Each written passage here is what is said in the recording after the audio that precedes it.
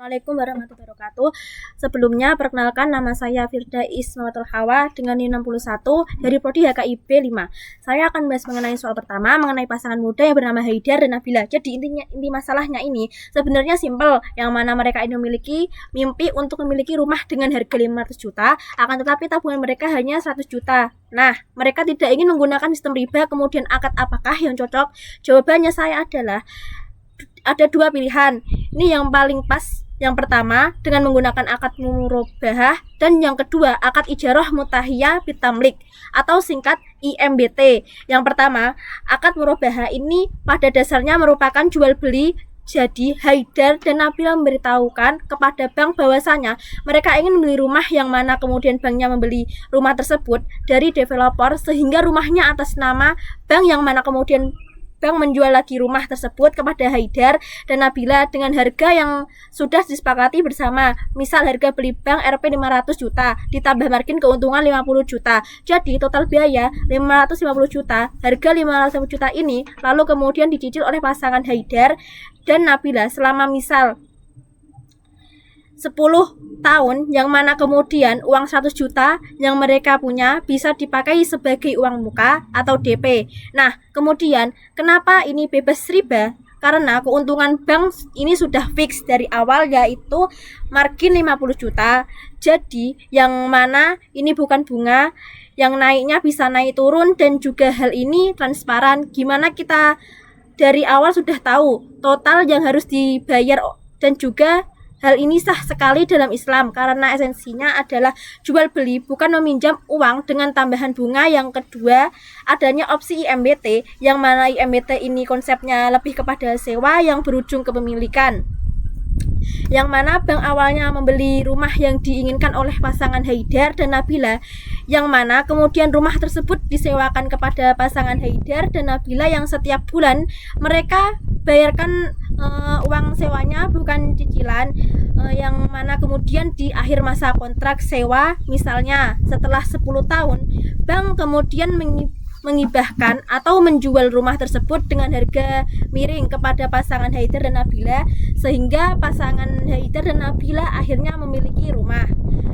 Hal ini halal karena akad dasarnya merupakan sewa atau ijarah, yang mana sudah jelas kehalalannya, serta pemindahan hak di akhir merupakan akad terpisah. Jadi kesimpulannya, kedua akad ini merupakan solusi yang baik dalam perbankan syariah untuk menghindari adanya riba, yang mana bank menjadi mitra jual beli ataupun mitra sewa, dan bukan sebagai retenir yang memberikan pinjaman berbunga. Pasangan Haidar dan Nabila bisa tenang dalam memiliki rumah tanpa adanya rasa was-was akan hukum halal dan haramnya. Terima kasih.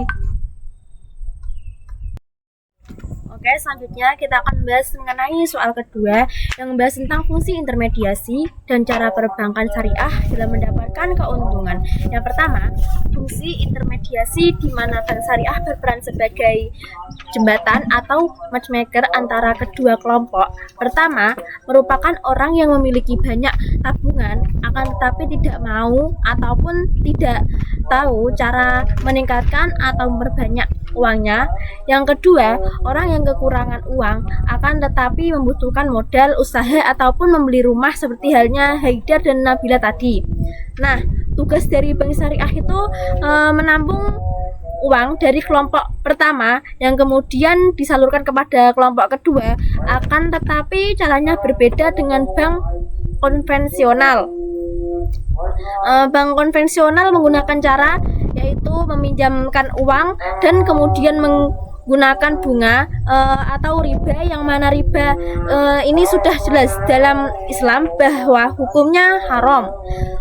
Sistem dari bank syariah yaitu menampung uang menggunakan akad wadiah atau titipan atau mudharabah, atau yang mana merupakan bagi hasil yang digunakan untuk deposito. Kemudian bank syariah menyalurkan uang menggunakan akad jual beli atau murobahah, kemitraan usaha atau mudharabah atau musyarakah atau sewa ijarah, sehingga hubungannya bukan sebagai kreditur, debitur, akan tetapi sebagai mitra atau rekan bisnis. Nah, selanjutnya gimana sih cara bank syariah mendapatkan keuntungan? Nah, mereka kan juga membutuhkan uang untuk membayar gaji karyawan dan juga biaya opsional. Ada 3 cara nih untuk bank syariah agar bisa mendapatkan untung. Yang pertama, mendapatkan margin apabila menggunakan akad jual beli murabahah. Untung dari bank datang dari selisih harga beli bank dengan harga jual beli kepada nasabah. Yang mana margin ini sudah ditetapkan dari awal dan akan tetap sampai akhir sehingga tidak bisa ditebak-tebak seperti halnya bunga. Selanjutnya, menggunakan bagi hasil apabila menggunakan akad mudharabah atau musyarakah untuk membiayai usaha. Bank dan nasabah akan membagi keuntungan dari hasil usaha tersebut. Misalnya nisbahnya 60/40, 60% untuk nasabah, 40% untuk bank, yang mana hal ini sangat adil karena apabila usahanya rugi, bank juga akan menanggung kerugian. Yang ketiga, dengan uang sewa atau fee apabila menggunakan akad ijarah atau sewa, yang mana keuntungannya berasal dari uang sewa dan bisa mendapat biaya jasa fee untuk melayanan seperti halnya transfer uang ataupun kirim uang ke luar negeri. Sehingga dari ketiga sumber keuntungan tersebut sudah dapat dipastikan bahwa keuntungannya ini jelas, transparan, dan yang paling penting halal, tidak haram. Selanjutnya, soal yang terakhir, yang mana ini mempertanyakan 3 hal yang dilarang dalam transaksi bisnis syariah dan juga mendapat mengenai pernyataan bank syariah yang menurut masyarakat sama saja dengan bank konvensional. Saya akan membahas mengenai 3 hal yang dilarang terlebih dahulu yang membedakan transaksi syariah dengan konvensional. Yang pertama, riba. Istilah ini sangat tidak asing bagi masyarakat karena riba itu intinya merupakan uang tambahan atau bunga yang dipaksa dalam utang piutang. Contoh paling gampangnya, misal Amalia meminjam uang 100.000 yang mana kemudian diminta untuk mengembalikan sebesar 120. Tambahan Rp 20.000 itu merupakan riba.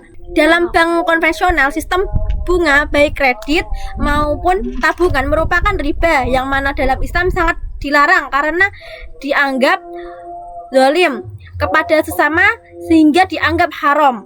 Yang kedua, gharar, yang memiliki artian ketidakpastian ataupun spekulasi yang tinggi terkait transaksi, yang mana transaksinya masih samar-samar dan tidak jelas barangnya ataupun harganya sehingga dapat merugikan salah satu pihak. Contoh, melakukan jual beli bayi kucing yang masih di dalam perut induknya. Ini termasuk gharar karena kita tidak tahu nantinya bayinya dalam keadaan sehat ataupun cacat jantan ataupun betina. Dalam konteks modern, praktik ini sama halnya dengan judi online. Yang ketiga, maisir, yang mana ini sebabnya agak mirip dengan gharar akan tetapi lebih ke arah perjudian atau untung-untungan, di mana salah satu pihak menang dan pihak lain dirugikan tanpa adanya nilai tukar yang jelas. Contoh paling jelasnya ya judi seperti halnya main poker, taruhan bola, yang mana bisa mendapatkan uang banyak tanpa adanya kerja, kan tetapi di sisi lain ada orang yang kehilangan uangnya. Nah, dari 3 hal ini yang dihilangkan dalam setiap transaksi bank syariah. Sekarang saya akan membahas mengenai bank syariah yang dianggap sama halnya dengan bank konvensional dan tidak ada bedanya. Menurut saya, permasalahan ini sangat keliru dan terlalu menyederhanakan masalah bank syariah dengan bank konvensional, yang mana dapat kita akui secara sekilas mirip, yang mana kita sama-sama menggeserkan kartu ATM,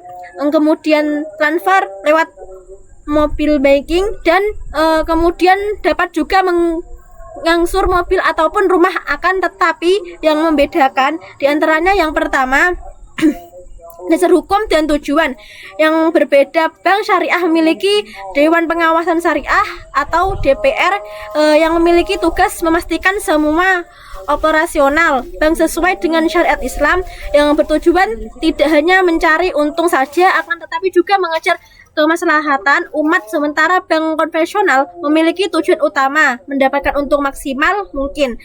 Selanjutnya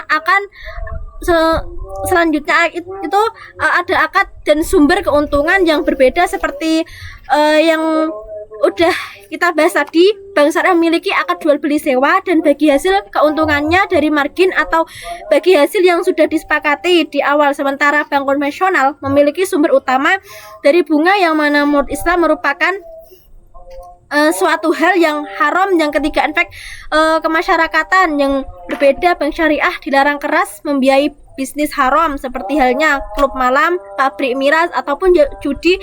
Mereka juga memiliki kewajiban untuk mengelola zakat, sementara bank konvensional pada umumnya tidak peduli, yang penting bisnisnya legal dan juga menguntungkan. Sehingga apabila ada orang yang mengatakan bahwa bank konvensional dan bank syariah itu sama saja, itu sama halnya membicarakan tentang mobil listrik dan sama saja dengan mobil bensin karena sama-sama bisa nyetir di jalan tol. Akan tetapi tentu saja dua tersebut merupakan hal yang berbeda karena sumber energinya, mekanisme kerjanya dan juga dampak lingkungan yang berbeda. Memang dalam prakteknya bank syariah masih memiliki tantangan yang harus terus dibenahi, akan tetapi secara konsep dan prinsip perbedaannya sangat fundamental dan tidak dapat dianggap sebagai mahasiswa kita harus dapat melihat lebih dalam sebagai mahasiswa kita harus dapat melihat lebih dalam, tidak hanya melihat dari luar saja. Terima kasih. Wassalamualaikum warahmatullahi wabarakatuh.